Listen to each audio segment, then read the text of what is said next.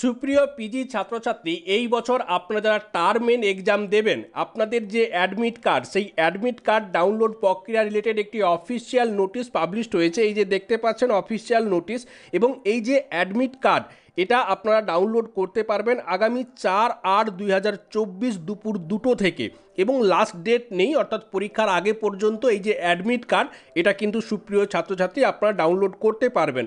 শুধু ডাউনলোড করলে হবে না, এটা কিন্তু একটা আপনাকে প্রিন্ট আউট করে হার্ড কপি করে নিতে হবে, এবং অবশ্যই বাধ্যতামূলকভাবে সেই হার্ড কপি এবং আপনাদের যে এনরোলমেন্ট সার্টিফিকেট কাম আইডেন্টিটি কার্ড, এই দুটো ডকুমেন্টস কিন্তু আপনাকে এক্সাম হলে নিয়ে যেতে হবে।